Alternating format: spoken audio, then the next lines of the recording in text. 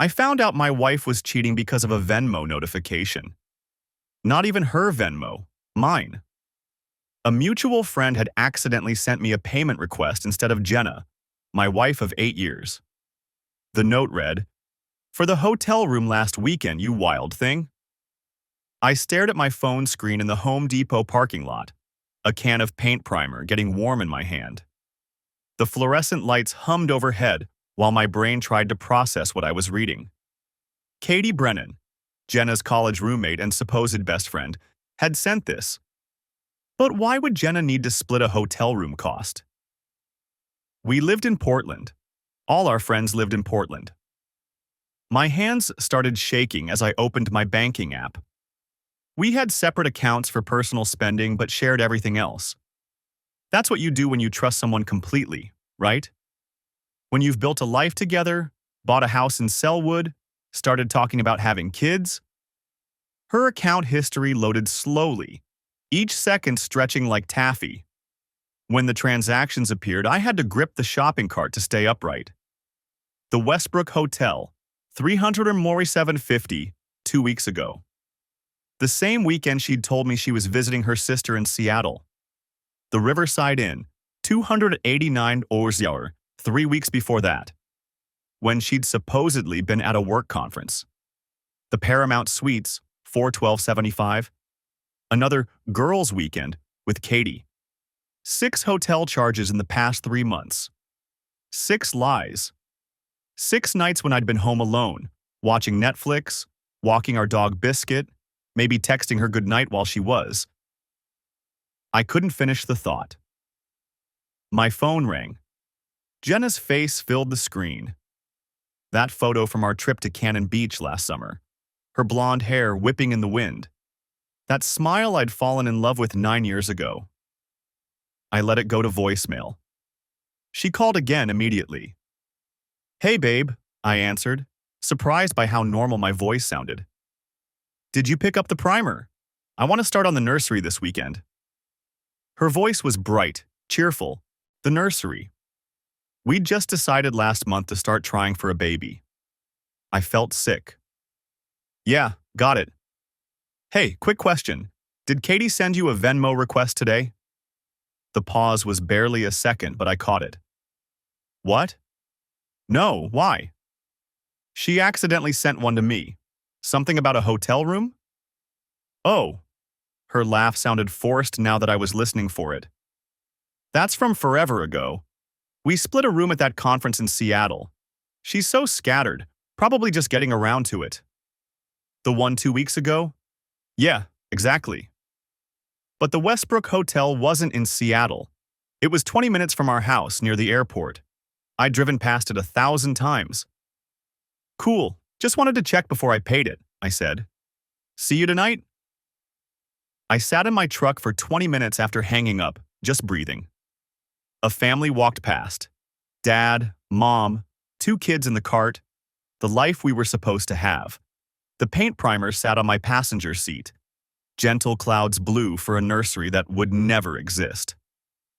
When I got home, Jenna was in the kitchen making dinner.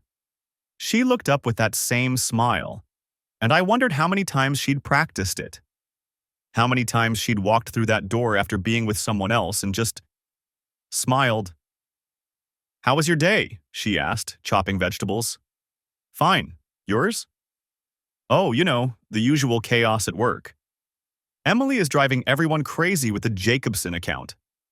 She launched into a story about her office, animated and engaged, while I stood there holding grocery bags and trying to figure out who I'd married.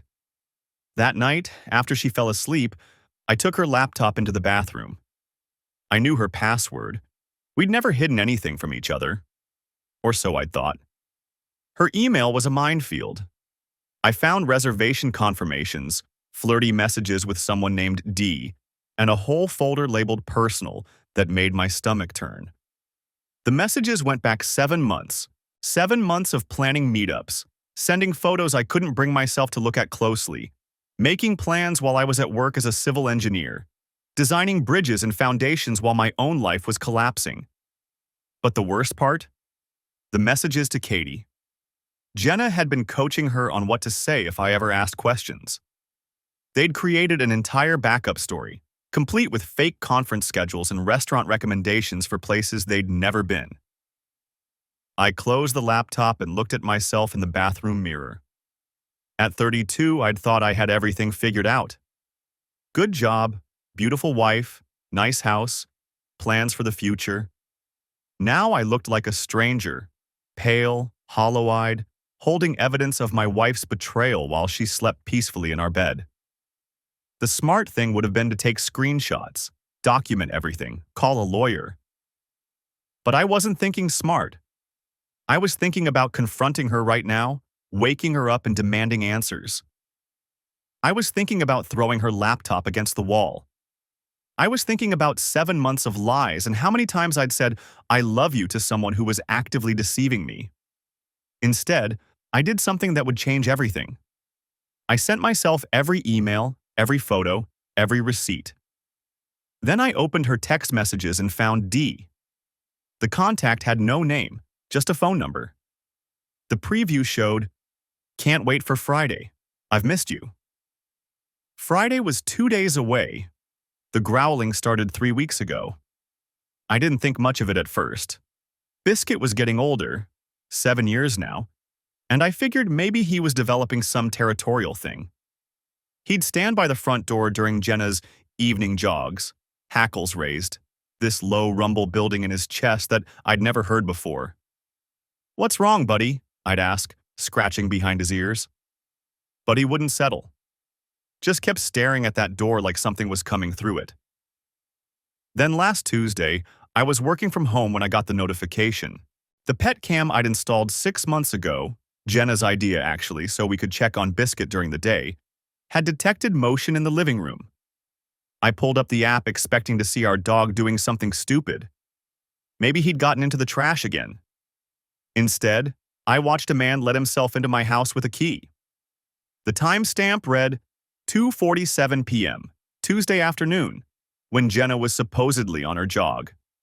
I sat there in my home office, my actual home office, watching this recording of a stranger walking into my living room like he owned the place.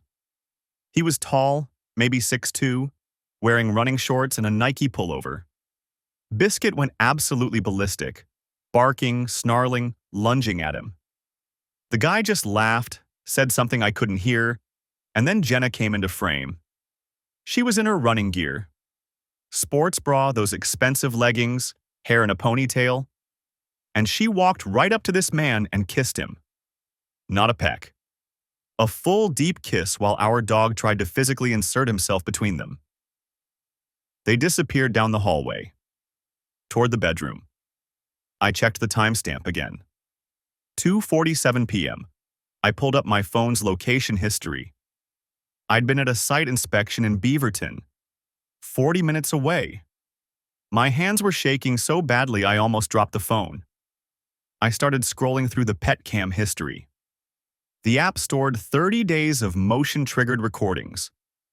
I found another instance. And another. 5 times in the past 3 weeks. Always during her jogs. Always the same guy. Always Biscuit losing his mind while they ignored him. The timestamps lined up perfectly with her Strava app. She was still logging the runs, still posting them to her account with little comments about her pace and the weather. But she wasn't running. She was bringing this man into our house, into our bed. D. This was D. Had to be. I downloaded every clip, sent them to my personal email, to a cloud drive, to a USB stick I buried in my toolbox in the garage. Then I just sat there, watching Biscuit through my office window as he lay in his bed in the living room, completely oblivious to the fact that he'd been trying to protect me this whole time. That night, Jenna came home from work around 6:30. She kissed my cheek, asked about my day, started pulling ingredients out of the fridge for dinner. "Biscuit's been weird lately," I said, keeping my voice casual. "Growling at the door during your jogs." She glanced at the dog who was watching her from across the kitchen. "Really? I haven't noticed anything." "Yeah, he gets all worked up. Hackles raised, the whole thing." "Huh." She started chopping an onion. Maybe he's hearing something outside. A cat or something. Maybe. I watched her cook. Watched her hum along to the playlist she always put on.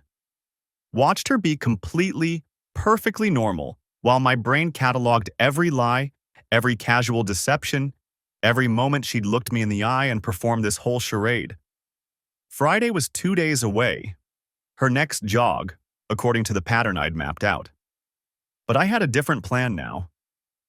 Thursday night, I told Jenna. I had to drive down to Eugene for a site emergency, foundation issue that needed immediate attention. On a Friday? She asked, frowning. That sucks, babe. Yeah, but it's a big client. I'll probably have to stay overnight, make sure the contractor gets it right Saturday morning. Oh. Something flickered across her face. Relief? Well, be safe. Text me when you get there? Of course. I packed a bag, kissed her goodbye Friday morning, drove to the office like normal, then circled back and parked 3 blocks away in the lot behind the elementary school where my truck wouldn't be visible from our street. I'd borrowed a friend's car, told him I needed it for a surprise for Jenna, which wasn't entirely a lie, and now I sat in that unfamiliar sedan, watching my house from down the block. Jenna's car was in the driveway. She'd taken the day off work. Another lie I discovered when I casually mentioned her big presentation to her mom last weekend, only to have her mom look confused and say Jenna hadn't mentioned any presentation. At 2:30, a silver Audi pulled up. The same one I'd seen in the background of one of the pet cam clips parked on our street. D got out. Same height, same build. He was wearing jeans and a button-down this time, holding a bottle of wine like he was coming over for a dinner party. He walked up to my front door and knocked. Jenna answered in a sundress. A sundress I'd bought her for our anniversary last year. They kissed on my front porch. In broad daylight. Where any of our neighbors could see. Then they went inside. I waited 5 minutes. Then I got out of the car, walked down the block, and let myself in through the back gate. Biscuit started barking immediately. I could hear him from the backyard, that same aggressive alarm that had been trying to warn me for weeks. I'd stopped at the store that morning, bought a cheap jacket from Goodwill, rubbed it all over Dee's car door handle and the front porch railing. Now I pulled it out of my bag and tossed it into the middle of the yard. Then I went back to the car and waited. The barking continued for another minute, then stopped.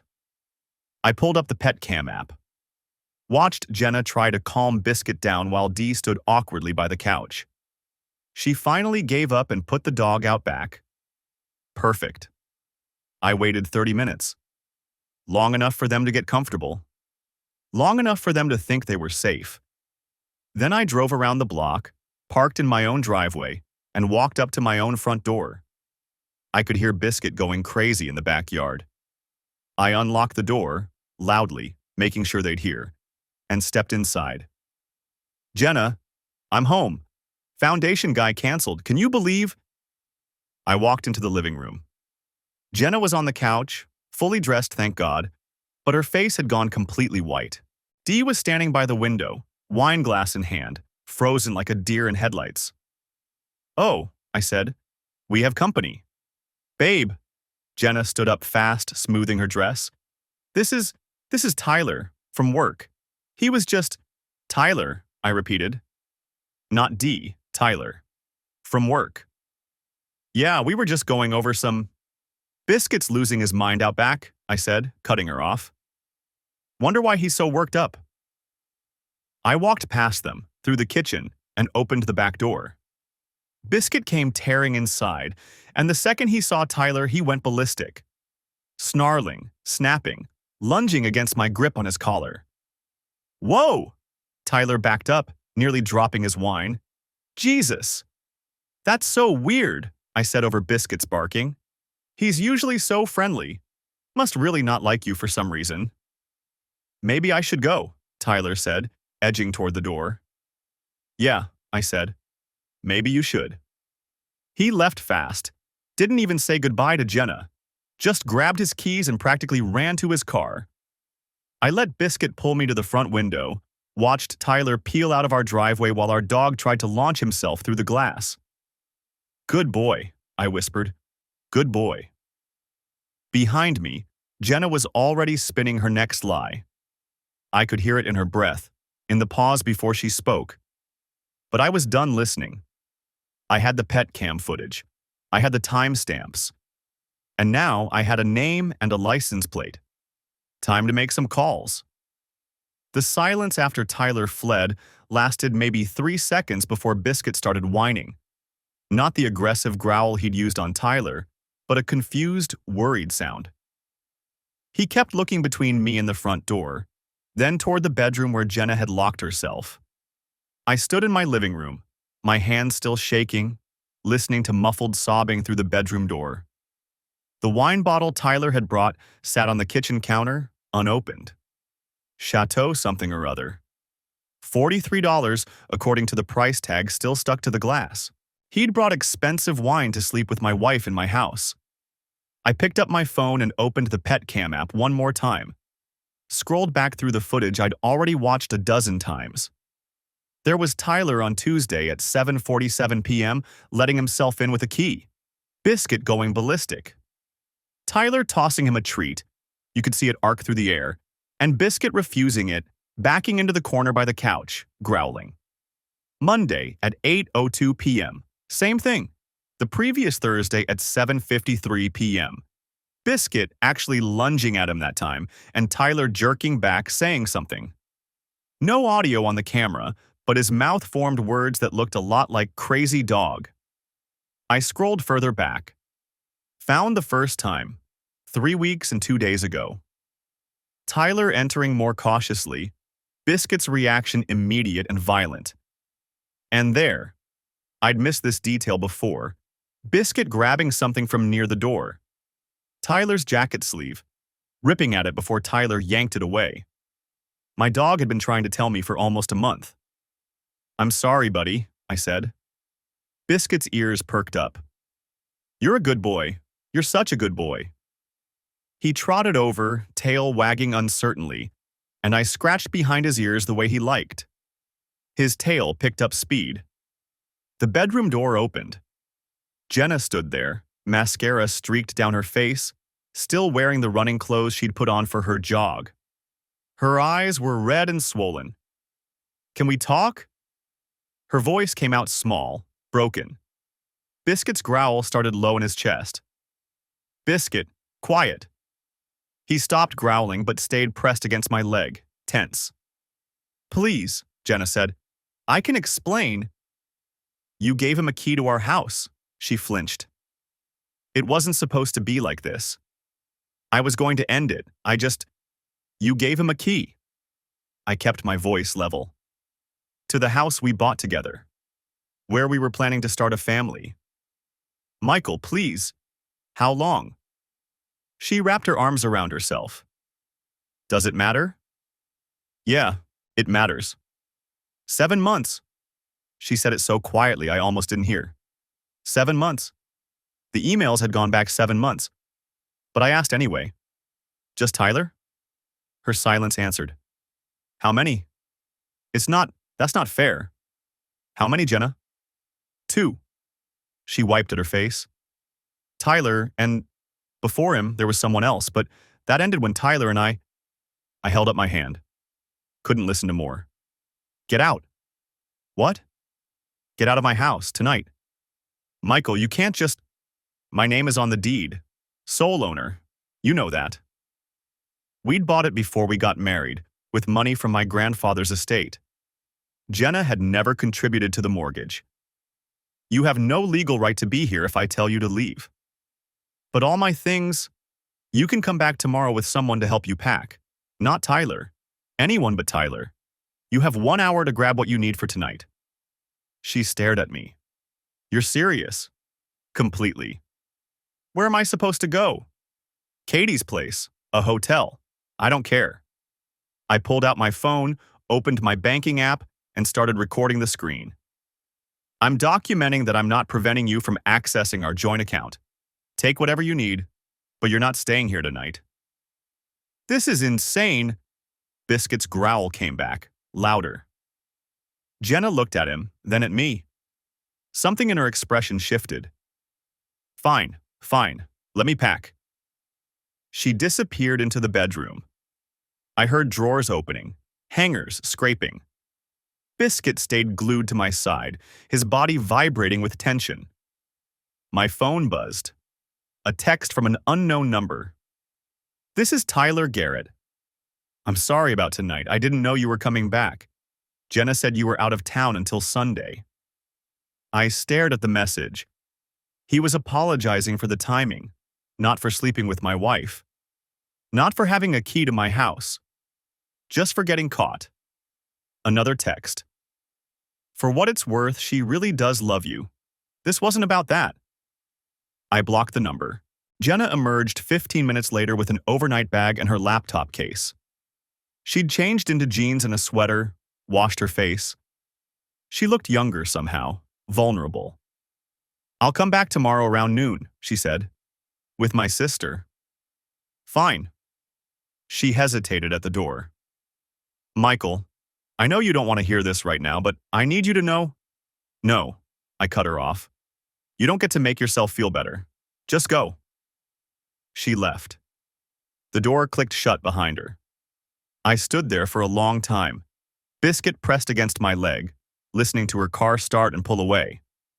Then I went to the bedroom and stripped the sheets off the bed. Threw them in the washing machine with extra detergent. Found the spare set in the linen closet, the blue ones we never used, and remade the bed. Biscuit followed me from room to room, not letting me out of his sight. I couldn't sleep in that bed. Not tonight. Maybe not ever. I grabbed a pillow and a blanket and made a nest on the couch. Biscuit immediately jumped up next to me, something he wasn't usually allowed to do. Just for tonight, I told him. He curled against my side, his head on my chest, and sighed. I pulled out my phone and started going through the pet cam footage again, but this time with a different purpose. I clipped every instance of Tyler entering the house. Saved each video file with a timestamp. 7 visits total. I'd only watched 5 before. Then I did something I probably shouldn't have done. I went outside to where Tyler had dropped his jacket in his panic to get away. It was still there on the front walk, an expensive-looking thing, charcoal gray with leather patches on the elbows. I picked it up and brought it inside. Biscuit's reaction was immediate. He lunged off the couch, snarling, teeth bared at the jacket in my hands. Easy, boy, easy. I held the jacket out. Let him smell it. His snarling intensified, and he grabbed the sleeve in his teeth, shaking it violently, the way he did with his rope toy. Good boy, I said. That's right. Bad. That's bad. I let him savage the jacket for a solid minute before pulling it away. He was panting, worked up, still growling. An idea was forming. Probably a terrible idea. But I was so tired of being the person things happened to. The person who discovered evidence and documented betrayal and made spreadsheets of hotel receipts. I wanted to do something. I went to my laptop and pulled up Tyler's Facebook page. I'd found it earlier when I'd been researching him. Tyler Garrett, 34, worked in medical device sales. Lived in the Arbor Lodge neighborhood, about 20 minutes away. His profile picture showed him rock climbing, all smiles and muscles. His address was listed on one of those People Finder websites. Cost me $8 to access it. Sunday morning, I woke up on the couch with Biscuit sprawled across my legs and a plan I was 60% sure was completely stupid. But I was going to do it anyway. I made coffee, fed Biscuit, and took Tyler's jacket out to the backyard. Cut it into strips with kitchen shears. Buried the strips into different locations around the yard, under the azalea bush, near the fence line, by the back gate. Then I brought Biscuit outside. Find it, I said, pointing to where I'd buried the first piece. Find the bad thing. He sniffed around, confused at first. Then his body went rigid. He started digging, pulled out the fabric strip, and went absolutely feral on it. Good boy, yes, good boy. We spent 2 hours doing this. By the end, Biscuit would search the yard on command, find every piece of Tyler's jacket, and attack it with single-minded fury. I probably should have felt guilty about what I was planning. I didn't. I sat in my truck outside Tyler Garrett's apartment complex for 40 minutes before I realized what I was actually doing. The address had been easy to find. Public records, cross-referenced with the phone number from Jenna's emails. He lived in one of those new builds off Riverside, the kind with the fake modern facades and rent that probably cost more than my mortgage. Unit 2B, second floor, corner unit. I could see his balcony from where I'd parked. Biscuit sat in the passenger seat, alert and trembling. Over the past 3 days, I'd worked with him for hours each evening. The piece of Tyler's jacket had become his trigger. Show him the fabric, give the command, and he'd lunge, barking, snarling, the whole protective routine he'd been trying to show me for weeks. I'd filmed it all. 30-second clips of Biscuit going ballistic at the scent, interspersed with the pet cam footage of Tyler letting himself into my house. The timestamps lined up perfectly with Jenna's evening jogs. I had a whole narrative ready. Concerned homeowner, beloved pet suddenly aggressive, discovered evidence of repeated break-ins. The smart thing would have been to just file for divorce and move on. Instead, I had a trained dog and a plan that felt increasingly unhinged the longer I sat there. My phone buzzed. Text from my lawyer, Dennis Kowalski, responding to the documentation I'd sent over yesterday. This is solid. Pet cam footage especially. File Monday? I typed back, Tuesday, something I need to handle first. 3 dots appeared, then disappeared. Then, nothing stupid, Michael. I didn't respond. The thing about civil engineering is that you learn to think in systems. Load-bearing walls, stress points. What happens when you remove support from a structure? I'd spent 8 years building a life with Jenna, and she'd been systematically demolishing it from the inside. Tyler Garrett had been in my home, in my bedroom. He'd walked past the Cannon Beach photo, the one from our 3rd anniversary. He'd probably used my bathroom. Biscuit whined, low and anxious. I know, buddy, I said. I know. I wasn't going to do anything crazy. I just needed to see him. Needed to put a face to the phone number, the email address, the shadow that had been screwing my wife in my house while I worked 50-hour weeks designing drainage systems for the new development out in Beaverton. The door to the apartment building opened. Tyler Garrett looked exactly like I'd imagined and nothing like I'd expected. Mid-30s, athletic build, wearing expensive-looking running gear. He had that casual confidence of someone who'd never had to work particularly hard for anything. He jogged down the stairs, checking his phone, completely oblivious. Biscuit saw him before I fully processed what was happening. The dog went rigid, then exploded into barking so violent I thought he might break through the window. I grabbed his collar, but he was 70 pounds of pure rage, lunging against the restraint, claws scrabbling at the door panel. Tyler looked up. Our eyes met across the parking lot. His expression shifted. Confusion, then recognition, then something that might have been fear. He'd probably seen photos of me around the house. Maybe Jenna had even pointed me out somewhere, laughing about it later with Katie. I should have driven away. Should have let the lawyer handle everything through proper channels. Should have been the bigger person. Instead, I opened the door. Biscuit hit the pavement already running. Tyler stumbled backward, nearly dropping his phone. The dog didn't attack. I hadn't given the command, but he circled, barking, cutting off any escape route back to the building.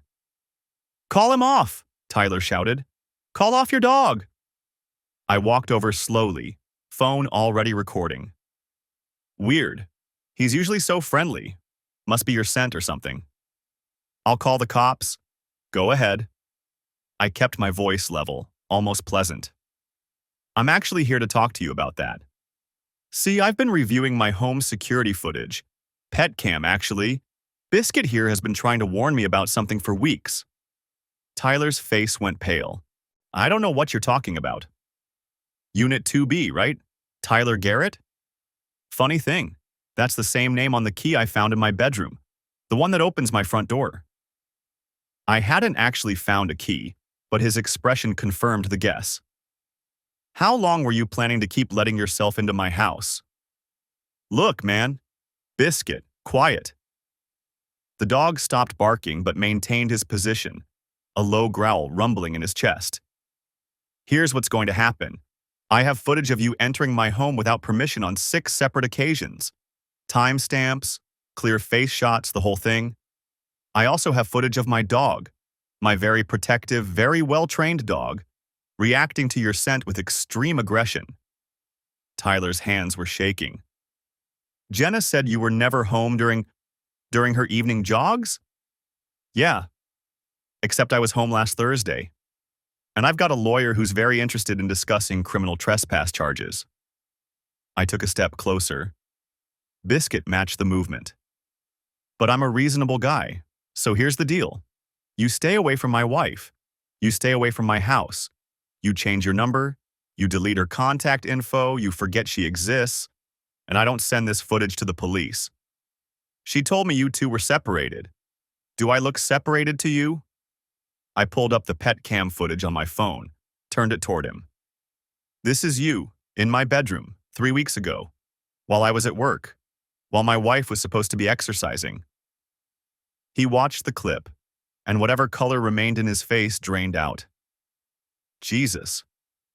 You've got until Monday to make yourself disappear from her life. After that, I file a police report for criminal trespass, breaking and entering, and whatever else my lawyer can think of. And trust me, he's creative. You can't. I absolutely can. I whistled for Biscuit, who immediately moved to my side. One more thing. I'm filing for divorce Tuesday. When Jenna asks why you ghosted her, and she will ask, you tell her the truth. Tell her I know everything. Tell her I have evidence.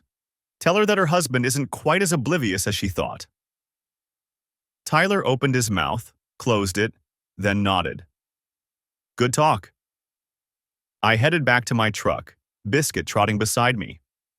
My hands didn't start shaking until I'd pulled out of the parking lot. The police station was less dramatic than I'd expected. Officer Amy Caldwell reviewed the pet cam footage on her desktop computer while I sat across from her, Biscuit lying at my feet. She was maybe 40, with the kind of tired expression that suggested she'd seen everything twice. So, you're saying this man had unauthorized access to your home? She asked. 6 times that I can document. Possibly more. I pulled up the compiled footage on my phone. My dog has been reacting aggressively for weeks. I didn't understand why until I checked the camera history. She watched Tyler letting himself in, Biscuit going ballistic, Tyler leaving 90 minutes later. The timestamps matched Jenna's jogging app data perfectly. I'd pulled that this morning. And you confronted him? I spoke with him yesterday, informed him I'd be filing a report. Technically true. He seemed cooperative. Officer Caldwell's expression suggested she knew exactly what kind of conversation had taken place. Mr. Brennan, I'm going to be straight with you. This is technically trespass, but given the circumstances, your wife presumably gave him access. It's a domestic situation. We can issue a warning, document the report, but criminal charges are unlikely to stick. I understand. I just want it on record, and I want him warned to stay away from my property. She nodded, typing notes. We'll send an officer to his address, issue a formal warning. If he violates it, that's when we can pursue charges. She looked at Biscuit, who was watching her with calm attention. Good dog you've got there. He tried to tell me something was wrong. I should have listened sooner. They usually know. She printed out a form, slid it across the desk. Sign here. We'll have someone contact Mr. Garrett within 24 hours. I signed. Michael Brennan, in the same handwriting that had signed our marriage certificate 8 years ago. Dennis called that evening while I was training Biscuit in the backyard. Tyler Garrett received a police visit this afternoon, he said without preamble. Scared him enough that he's already blocked Jenna's number. She's been calling my office. What does she want? To talk to you, to explain. The usual. Papers rustled in the background. I told her all communication goes through me now. She's not taking it well. Good. Michael. Dennis's voice shifted into his lawyer tone. What exactly did you say to Garrett? That I had evidence of criminal trespass and a protective dog. Both true. And that he should probably make himself scarce before I filed charges.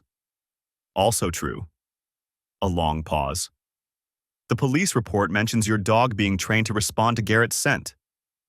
Biscuit's a smart dog. He learned to associate that scent with danger. Uh-huh. More rustling. Well, it worked. Garrett's terrified. The police warning just reinforced what you already accomplished. But Michael, and I'm saying this as your lawyer and your friend, you got lucky. This could have gone very differently. I know. Do you? Because I'm looking at filing paperwork for a divorce that's going to be contentious enough without assault charges hanging over your head. There was no assault. I never touched him. Your dog never touched him either, just barked. Which is what dogs do when strangers enter their territory. Dennis sighed. Fine. But we're done with creative problem solving, understood? From here on out, everything goes through proper legal channels. Understood. Good. I'm filing Tuesday morning. Expect Jenna to be served by Wednesday. And Michael? When she tries to contact you, and she will, don't engage. Not a word. Everything through me. After he hung up, I sat on the back porch watching Biscuit patrol the fence line. The piece of Tyler's jacket was gone now, buried in the trash. We didn't need it anymore. My phone buzzed. Unknown number. Please call me. We need to talk. Jay. I deleted it. Another buzz. I know you're angry, but this isn't fair. Then, Tyler won't answer my calls. What did you do? Then, you can't just kick me out of my house. I turned off my phone and went inside. Biscuit followed, settling at my feet while I pulled up the divorce documents Dennis had sent for review. Grounds, adultery, evidence, documented. Pet custody, non-negotiable. The last line made me pause. Dennis had added a clause restricting Jenna from pet ownership as part of the settlement. Given defendants' demonstrated inability to maintain secure household boundaries and protect family pets from distress caused by unauthorized visitors. It was petty. Vindictive, even. I approved it without changes. The divorce papers were filed on a Thursday. Dennis called to confirm the process server had delivered them to Jenna's temporary address, Katie's apartment naturally, at 11:47 a.m. I was in a meeting when the text came through, reviewing structural plans for a new office complex downtown, and I had to excuse myself to the hallway. She signed for them herself, Dennis said when I called him back. No drama, no refusal, clean delivery. I leaned against the wall outside the conference room, watching people move through the building's lobby below. How long until she responds? 30 days to file an answer in Oregon. But given the evidence package we included, the pet cam footage, the police report, the hotel receipts, I'd expect her attorney to reach out sooner. Most lawyers see a case like this and advise settlement over litigation. And the pet ownership clause? It's unusual but defensible. We are framing it as a safety concern based on documented evidence of her inability to recognize threatening behavior in the home. Biscuit's protective response to an intruder she willingly gave access to demonstrates her poor judgment regarding animal welfare. It sounded clinical when he said it like that. Legal. But it was really about making sure she couldn't replace what she'd lost. Couldn't get another dog and pretend the last 7 years hadn't happened. That Biscuit hadn't tried to warn me while she laughed it off as quirky behavior. Keep me posted, I said, and ended the call. Biscuit was waiting by the door when I got home that evening, tail wagging, the same as he'd done every day for 7 years. But now I noticed things I'd missed before. The way he checked the windows before settling down. How he positioned himself between me and the door when someone knocked. He'd been protecting me all along, and I'd been too trusting to see it. I'd stopped calling it trust, though. Trust was what you gave people who deserved it. What I'd had was willful blindness. "Good boy," I said, scratching behind his ears. He leaned into my hand, eyes half closed. "You tried to tell me, didn't you?" His tail thumped against the floor. I'd kept Tyler's jacket pieces in a sealed bag in the garage, stored on a high shelf Biscuit couldn't reach. Every few days, I'd take one out and let him practice the aggressive response, growling, barking, hackles raised. Positive reinforcement when he showed the right behavior. It wasn't about hurting anyone. It was about making sure Biscuit remembered that scent meant danger, meant intruder, meant threat. The training had another purpose, too. It gave me something to focus on besides the silence in the house. I'd boxed up Jenna's remaining things the week before. Clothes she'd left behind in her hurry, toiletries, books, a jewelry box she'd inherited from her grandmother. Everything fit in 4 medium boxes, which seemed impossible for 8 years of marriage. But most of her important stuff had already been at Katie's, apparently. The affair wardrobe, the second phone charger, the life she'd been building in the spaces between her lies. Dennis had advised me to store her belongings rather than deliver them, to avoid any interaction that wasn't through attorneys. So the boxes sat in the spare room, the room we'd been planning to paint Gentle Clouds blue, waiting for her lawyer to arrange pickup. I heated up leftover Chinese food and ate standing at the kitchen counter, watching Biscuit crunch through his dinner. The house felt bigger now, emptier, but not in a bad way. More like a space that had been holding its breath could finally exhale. My phone buzzed. Unknown number. I almost didn't answer, but something made me pick up. "Michael?" A male voice, unfamiliar, cautious. "Who is this?" This is David Pearson. I think we need to talk." The name meant nothing to me for 3 full seconds. Then it clicked into place like a puzzle piece I'd forgotten I was missing. D, the first one, the one before Tyler. "How did you get this number?" I kept my voice level, but my grip tightened on the phone. "From Jenna. Look, I know you don't want to hear from me, but I just found out about the divorce papers and there are things you should know. I know everything I need to know." "No, you don't." He sounded stressed, words coming faster. He's not the only one who needs to be on your radar. And Jenna, she's telling people a different story. About you. About what happened." I walked to the living room window, looking out at the street. A car I didn't recognize was parked 3 houses down, engine running. "Are you outside my house right now?" "What?" "No. I'm calling from Seattle. I'm not trying to cause problems.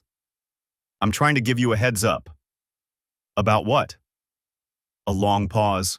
I could hear him breathing, could almost feel him deciding how much to say. "She's claiming you were abusive, that you threatened her, used the dog to intimidate her. She's building a case that you forced her out of her own home through psychological manipulation." The words hit like cold water. "That's insane. I have documentation of everything. The pet cam footage alone proves—" "I know, I believe you. But she's convincing, Michael.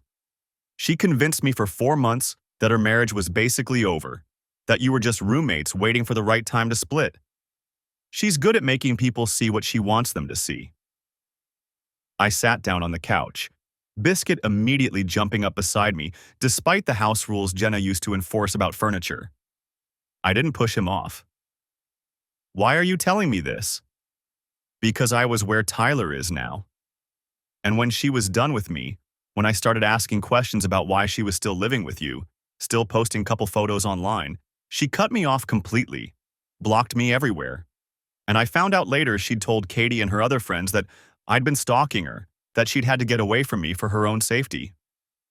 "Did she?" "Did she what?" "Have to get away from you." Another pause. "No. I sent her flowers after she blocked me. Once. to her office. That's it.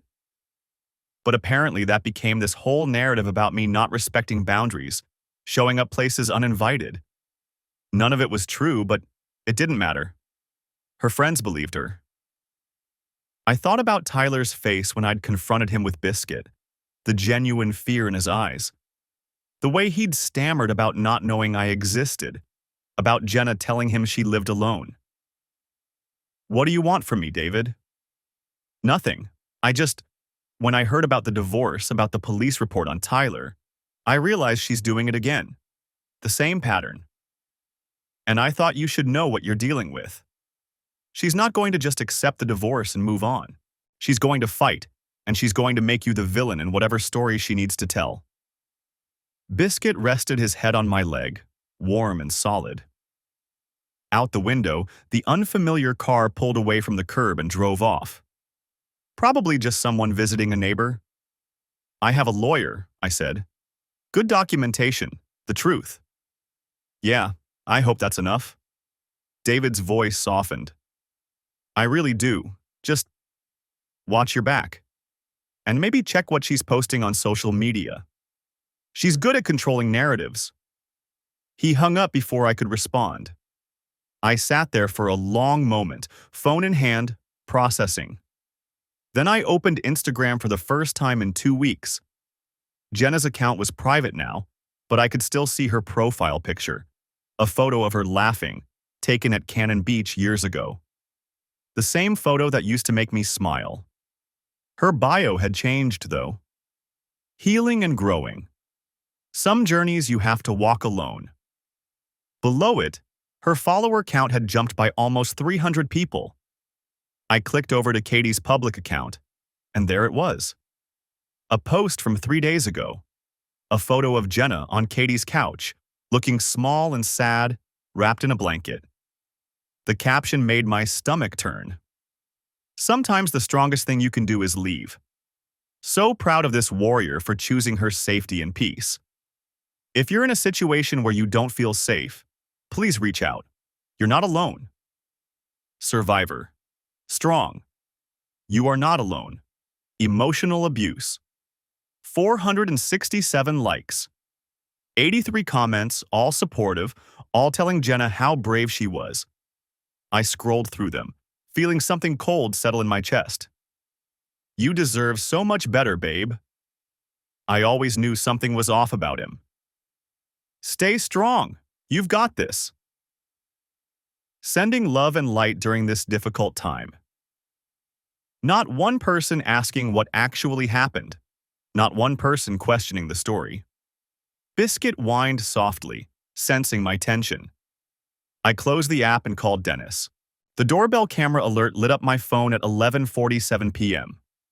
I was still awake, sitting in the dark living room with my laptop, cataloging every piece of evidence Dennis had requested. Bank statements, pet cam footage, screenshots of Tyler's work schedule cross-referenced with the timestamps of him entering my house. Biscuit was already at the door, hackles raised, issuing a low growl that made my chest tighten. I pulled up the camera feed on my phone. Jenna stood on the porch, swaying slightly, mascara streaked down her face. She was alone. Michael. Her voice came through the speaker, slurred and thick. Michael, I know you're awake. I can see the glow from your laptop. I didn't move. Biscuit's growl intensified. Please, I just want to talk. 5 minutes. That's all I'm asking. I watched her on the screen. She looked smaller than I remembered, wrapped in a cardigan I'd bought her 2 Christmases ago. The one she'd worn that morning at Cannon Beach when the wind had been so cold we'd shared my coffee to stay warm. My finger hovered over the microphone button. Michael, please, I'm so sorry. I'm so sorry. She was crying now, full sobs that shook her shoulders. I never meant for any of this to happen. I was confused and stupid, and I hate myself for hurting you. Biscuit barked once, sharp and aggressive. Jenna flinched on the screen. Is that Biscuit? Can I see him? Please. I miss him so much. Something cold settled in my stomach. She missed the dog. Not me. Not us. Not 8 years of marriage or 9 years of history. She missed the dog she'd ignored while Tyler let himself into our house. I pressed the microphone button. Go back to Katie's. Michael. The police have footage of Tyler entering this house without permission. My lawyer has documentation of everything. If you come here again, I'm calling the cops for trespassing. I live here, her voice cracked. This is my house too. You abandoned the marital residence. Dennis made that very clear in the filing. You left, Jenna. You chose to leave. I didn't choose anything. You threw me out. You threatened me with that dog. I almost laughed. Almost. The pet cam footage shows Tyler entering our house 17 times over 6 weeks. The footage shows him in our bedroom, in our kitchen, using our shower. And it shows Biscuit trying to warn me every single time while you were supposedly out jogging. Silence on the other end. I watched her face on the screen, watched the calculation happening behind her eyes. That's not... Tyler was just checking on Biscuit when I was running late from work. He was doing me a favor. With a key you gave him. I didn't give him a key. He must have... Stop. I was surprised by how calm my voice sounded. I have texts from you to Tyler discussing which days I'd be working late. I have your location data showing you weren't at the gym or jogging. I have hotel receipts. I have everything, Jenna. She slumped against the porch railing. For a moment, I thought she might actually fall. I made mistakes, she whispered. I know I did. But I love you, Michael. I love our life. I love our house and our plans, and you love the idea of those things. You don't love me. That's not true. You've been sleeping with Tyler for months. Before that, it was David. How many others, Jenna? How many times did you come home and kiss me after being with someone else? She was shaking her head, hands pressed to her face. It wasn't like that. It wasn't... They didn't mean anything. You're the one I married. You're the one I chose. You chose to give another man a key to our house. I was going to end it. I swear, I was going to end it with Tyler. I just needed time to figure out how... You had 7 months to end it with David. You didn't need time. You needed to not get caught. Biscuit had stopped growling. He sat beside me now, pressed against my leg, solid and warm and loyal in a way Jenna had never been. On the screen, Jenna straightened up. The tears stopped. Her voice changed, harder now, calculated. You know people are talking, right? About what you did to Tyler? I didn't do anything to Tyler except tell him to stay away from my wife and my house. You threatened him. You brought a vicious dog to his apartment and terrorized him. Biscuit sat in my car while I had a conversation with a man who'd been trespassing in my home. That's not what he told people. That's not what I'm telling people. There it was. The real reason she'd come. Not to apologize. Not to beg for forgiveness. To threaten. Is that right? You humiliated me, Michael. You made me look like some kind of cheating monster. But you're not innocent either. You've been controlling and possessive for years. Always tracking my location. Always questioning where I'd been. I never tracked your location until I found out you were lying to me. You isolated me from my friends. You made me feel guilty for having a life outside our marriage. I felt something shift inside me. A door closing. A lock turning. Are we done here, Jenna? No, we're not done. I deserve to explain. I deserve to tell my side of the story. Your side of the story is already on Facebook. David called to let me know you're claiming I abused you. She had the decency to look ashamed for about 3 seconds. I didn't say you hit me. I would never say that.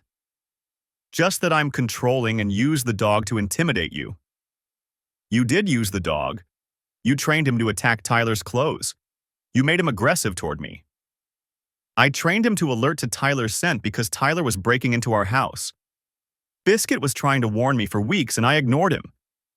I won't make that mistake again. See? This is exactly what I'm talking about. You care more about that dog than you care about me. I looked at Biscuit, who was watching the door with calm, steady attention.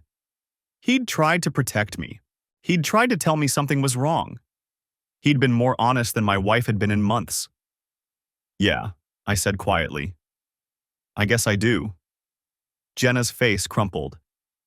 Michael, please. I know I messed up. I know I hurt you. But we can fix this. We can go to counseling. We can work through this together. No. You're not even going to try. After 8 years, you're just going to throw it all away? I'm not the one who threw it away. You did that when you gave Tyler a key. You did that when you met David at hotels 20 minutes from our house. You did that every time you lied to my face about where you'd been. I was scared. I was scared to tell you because I knew you'd react exactly like this. Like what? Like someone who doesn't want to be married to a liar? She opened her mouth. Closed it. Opened it again. I want my things. Make a list. Dennis will coordinate with your attorney. I want to come get them myself. They're my things. Then have your attorney contact Dennis and we'll arrange a time when I'm not here. This is ridiculous. You're being ridiculous. Go home, Jenna. Go back to Katie's. This is my home. Not anymore. I ended the connection before she could respond. Turned off the porch light. Closed the laptop. Biscuit followed me to the bedroom, his nails clicking on the hardwood floor. He jumped onto the bed without asking, something Jenna had never let him do, and settled against my side with a heavy sigh. My phone buzzed. A text from an unknown number. You're making a huge mistake. She loves you. She's just confused. Give her another chance before you destroy everything. Katie. Had to be. I blocked the number. Another text, different number. This is Emily from Jenna's office. I don't know what's going on, but she's devastated. Whatever happened, I hope you can work it out. Blocked. A third number. Dude, Jenna said you went psycho on her. That's not cool. She deserves better. I stared at that one for a long moment. Jenna was building an army, gathering supporters, crafting her narrative while I sat alone with documentation and evidence and a dog who'd tried to save me. I forwarded all 3 messages to Dennis with a single line. Her campaign continues. His response came 30 seconds later. Document everything. Don't engage. This helps us. I set the phone on the nightstand and turned off the light. Biscuit shifted closer, his warmth solid against my ribs. Tomorrow, I'd call the security company about changing the locks again. Tomorrow, I'd check with Dennis about filing a restraining order. Tomorrow, I'd figure out how to counter Jenna's victim narrative without looking like the monster she was trying to paint me as. But tonight, I just lay in the dark with the only creature in my life who'd never lied to me, and tried not to think about the woman I'd married standing on my porch, crying tears that might have been real, but didn't change anything at all. The divorce was finalized on a Tuesday morning in March, 6 months after I found that Venmo notification in a Home Depot parking lot. I sat in the courtroom while the judge reviewed the settlement agreement. Jenna was there with her attorney, not looking at me, not looking at anyone really. She'd lost weight. Her hair was different, shorter. She looked like a stranger wearing my wife's face. The settlement was straightforward. I kept the house, the dog, my retirement accounts. She got her car, half the savings, and her personal belongings. The pet ownership restriction stayed in. Her attorney had tried to fight it, but the documented evidence of her poor judgment regarding household security made it stick. No spousal support. Oregon's a no-fault state, but adultery evidence made her lawyer advise against pushing for alimony. All parties in agreement? The judge asked. Yes, Your Honor, both attorneys said in unison. Just like that, 8 years dissolved into paperwork. I walked out of the courthouse into unexpected sunshine. Dennis clapped me on the shoulder. You did good, Michael. Clean break, solid documentation. You'll be okay. I wanted to believe him. Tyler Garrett moved to California 3 weeks after the police visit. I found out through a mutual connection at work. He'd taken a job in San Diego, left town without notice to his landlord. The fear I'd put in him had apparently stuck. David Pearson sent one more email after his initial call. Just a simple line. She contacted me last week asking if I'd testify that you'd threatened her. Thought you should know I declined. I never responded, but I saved the email in the evidence folder I'd probably never need again. Katie stopped posting about Jenna's healing journey after Dennis sent a cease and desist letter regarding defamatory statements. The Facebook posts disappeared. The Instagram stories vanished. Jenna's social media went dark entirely. I heard through the grapevine that she'd moved to Seattle, started over. I didn't look her up to confirm. The house felt different after the divorce finalized. Not empty, just mine. I repainted the spare room, but not Gentle Clouds blue. A warm gray instead. Turned it into a home office. Biscuit's bed went in the corner, and he spent most afternoons there while I worked, keeping me company without demanding anything except the occasional ear scratch. I stopped checking the pet cam obsessively. Stopped looking over my shoulder for threats that weren't coming. Slowly, the hypervigilance faded into something more manageable. The trust issues stayed, though. I went on a few dates that went nowhere. Nice women, normal conversations, but I couldn't shake the feeling that everyone was performing, hiding something, waiting for the right moment to reveal they'd been someone else all along. My therapist, yeah, I got one of those, said it would take time. That healing wasn't linear. She was right about that. 1 year after the divorce, I was at a coffee shop in Hawthorne when I saw Jenna. She was with someone new. Tall guy, beard, laughing at something she'd said. She looked happy. Genuinely happy, in a way I couldn't remember her being with me toward the end. She didn't see me. I paid for my coffee and left before she could. Biscuit was waiting in the truck, tail wagging when I climbed in. He was 8 now, graying around the muzzle, moving a little slower. But still loyal. Still honest. Still the one who'd tried to save me when I'd been too blind to save myself. "Good boy," I said, scratching behind his ears. "You're such a good boy." The thing about betrayal is that it teaches you to read the signs you missed the first time, to trust your gut when something feels off, to listen when the people, or animals, who love you try to warn you about danger. But it also teaches you something darker, that you can never really know another person completely.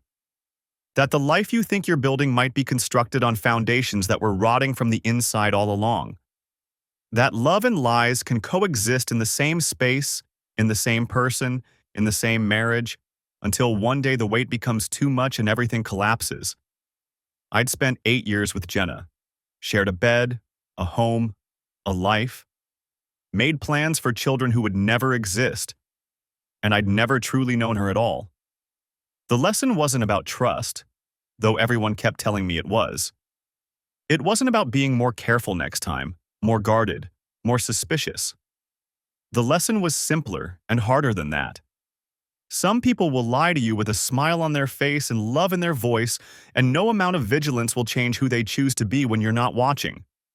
All you can do is pay attention to the ones who try to warn you, and believe them before it's too late.